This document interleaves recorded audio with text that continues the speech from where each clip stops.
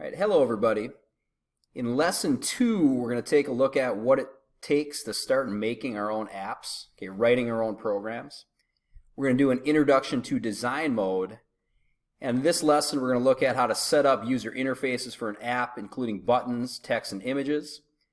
And also using meaningful names for ID elements, which is going to lead into the code we start writing in the next few lessons.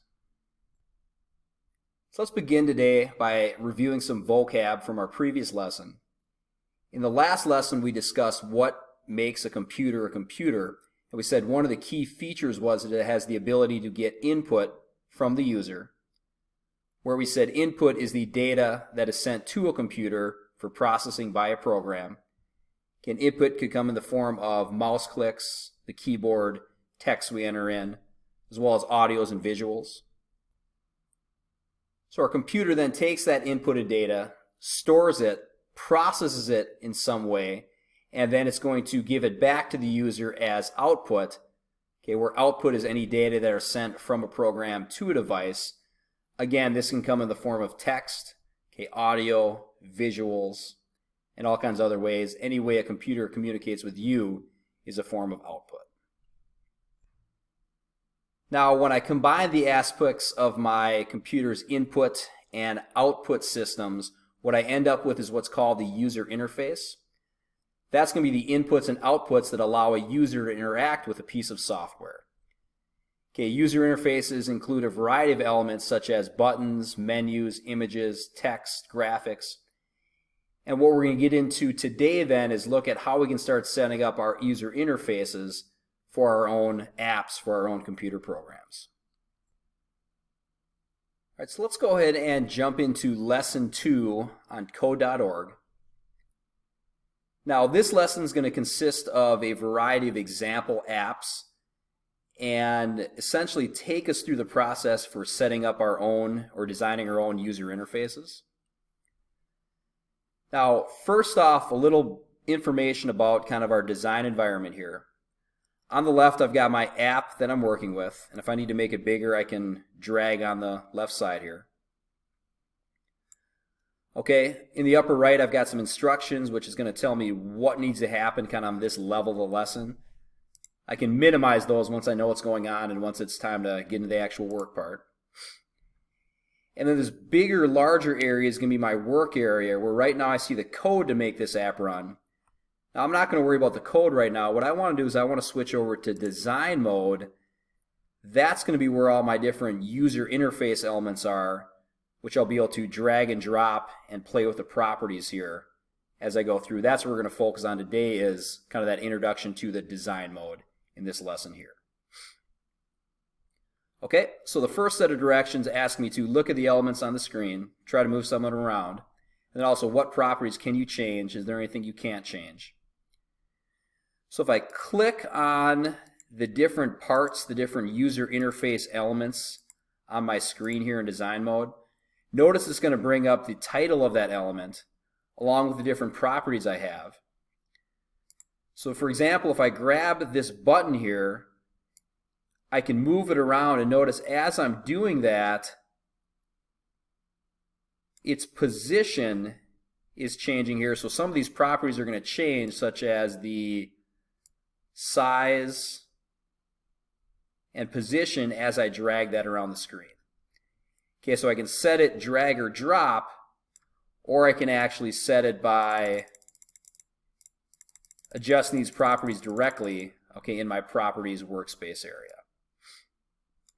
If I ever feel like I break this app here, I can go to version history. I can revert back to a previous version. Kind of get things fixed if I feel like I mess up what code.org left me.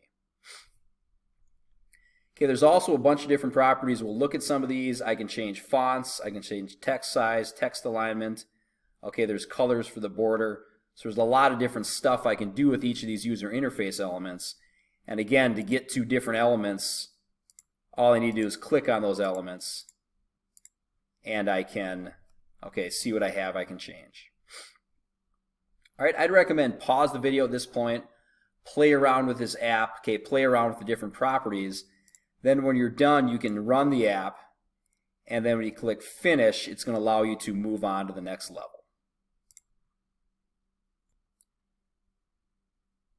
Next thing we're going to look at is a real simple way to change a lot of the properties all at once to kind of tie them together with a common theme. So when I go to set up my user interface and I start dragging stuff in, there's kind of a default color or style that all these different elements come with. Okay, I can drag off and be rid of that. Now it'd be nice if I didn't have to adjust all the properties individually. That's where themes come into play. What the directions for this level tell me to do is click on the screen element. Okay, so if I click on the background, that's going to give me the screen, okay, as opposed to like a text area. If you click on the background, you get the screen. And then we want to match the theme to the picture below. And where the themes can be accessed is right on top here. There's the default theme. And as I scroll down, I have different ways to kind of easily change all the styles, make all the styles kind of match up together. And the one I'm looking for is, I believe, Area 51. Yep, there we go. Looks like my style now matches. Okay, so again, you can use themes as a real simple way to kind of adjust and change the properties of all your user interface elements and make them match together all at once. Okay, you can play around with some different themes. I'm just going to run this and finish it and move on to the next level.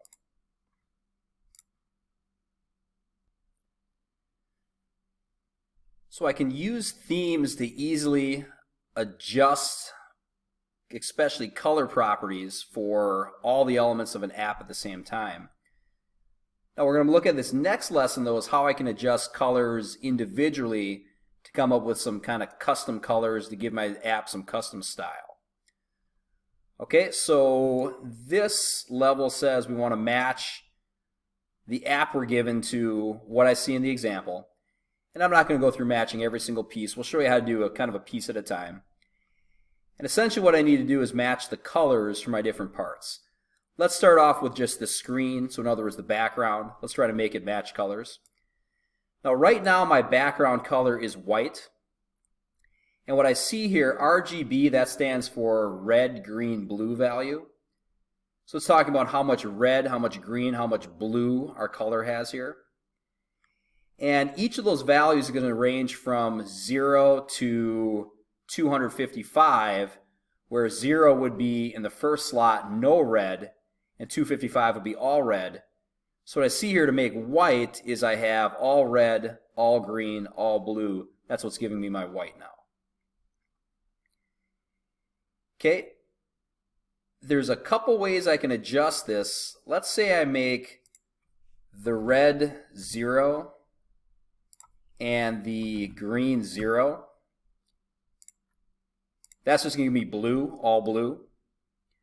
So if I want to match it to this purple here, what I can do is let's mix all the red and all the green together.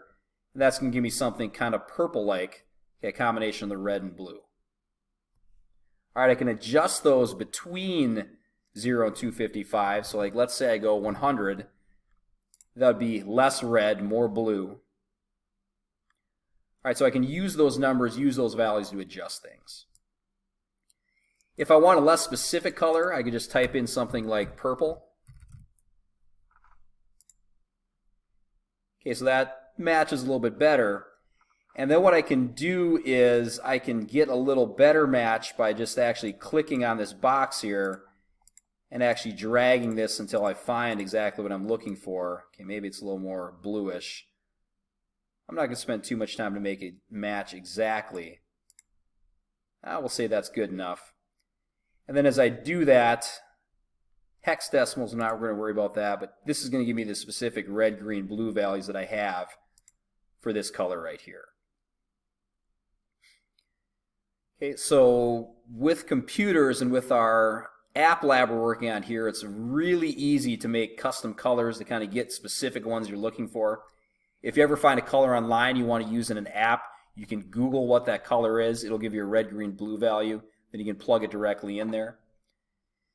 Okay, Like I said, I'm not going to adjust the entire app. You don't need to either. But if you want to pause the video, play with some more colors and some different buttons and stuff like that, feel free to do that before you move on.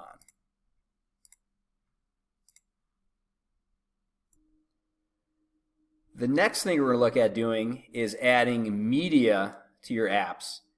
In other words, adding images, videos, or sounds. Okay, so directions say images can be added to your app by uploading them to your assets or pasting a link to the image. Okay, we'll show you both ways how to do that. Now, it says there's a GIF here that's going to walk you through the process. I'll just kind of walk you through and show you some differences here. But essentially what I want to do is I want to take this image asset that I drug over from my design toolbox and actually place an image, I think the direction said, of a cat into that spot. Okay, so first thing we need to do is find the image we want. So I'm going to go over to Google. I just Googled cat cartoon images. And I'm liking this one here. Okay, a couple ways to put it in. Number one would be to just copy the image address. So here I'm going to right click. I'm going to go to copy the image address, not copy the link address, but the actual image address. That's where this image lives online. Then if I go back to code.org, make sure I have the image selected and go to its image property. If I paste that address in, code.org is going to actually go to that address online, pull that image in, and I can use it within my own app. Okay, that's probably the easiest way to get an image into my app. Now the issue with that is if anything ever goes wrong with this URL I just pasted in, my app's not going to work. It's not going to display anything. So probably a better way to go is if I delete this out, I can actually download the image and kind of save it as an asset to my specific app here. So for that, what I'll do is, once again, I'll find the image I want. I'll right click on it, and I'm going to save the image as, let's save it to my downloads folder. We'll just call it cat image so I can find it easily.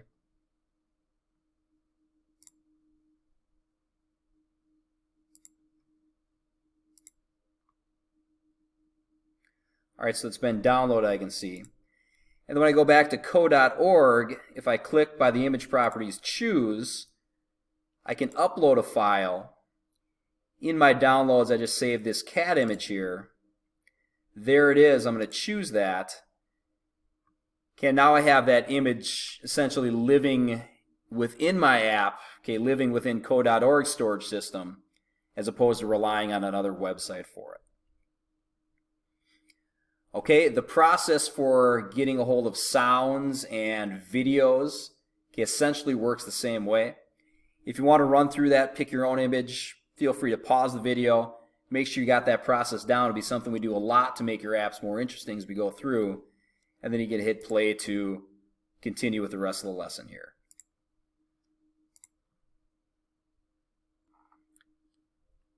Alright, so we can add our own custom images, but it's kind of a tedious process, and it'd be nice if we want something simple. We could just use some kind of stock images or icons provided for us by code.org.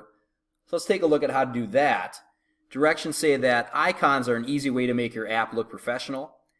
So for example, this little movie icon and the film icon, those are all built into code.org. Okay, the same way a lot of different applications have some kind of built-in default images. Let's show you how to go ahead and make those. Let's do this movie one here.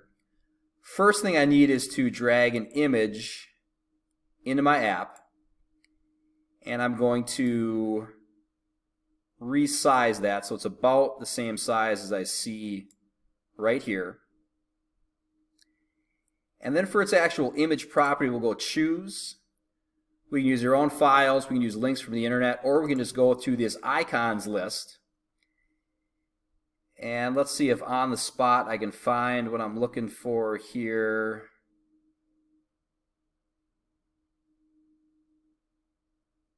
Anyways, as you can see, there's a bunch of different icons. I'm going to search movie quick. There we go, movie camera. We found it. I can resize that. And then I get Again, kind of a simple way to make my app look nice without having to search the old internet for something more complicated. Okay, why don't you take a minute, pause the video, try the same process with this film reel icon, and then you hit play to continue on.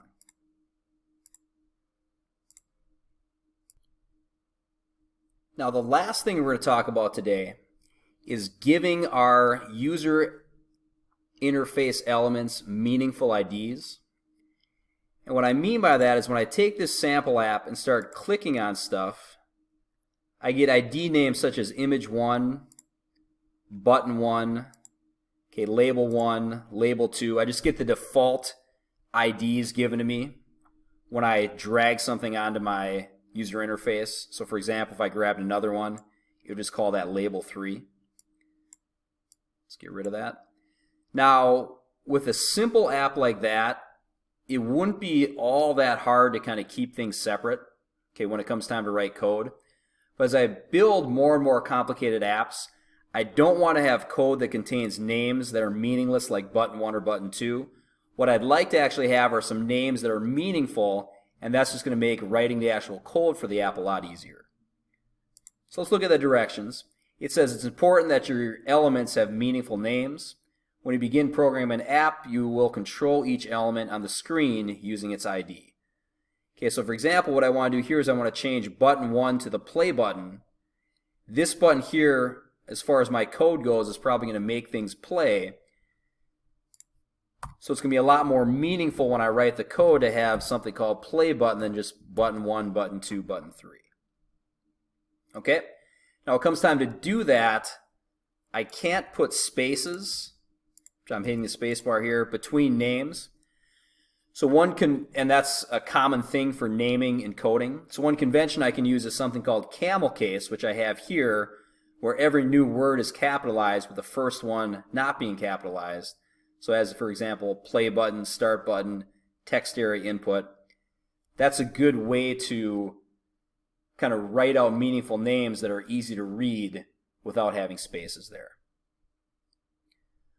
Okay? There's a bunch of other user interface elements here on this first screen. Why don't you take a minute, pause the video, and give them some names that make sense. Now, I'd recommend if it is a label, keep the name label in it. If it's an image, keep the name image in it, but just give that a more meaningful description of what type of label, what type of image it is.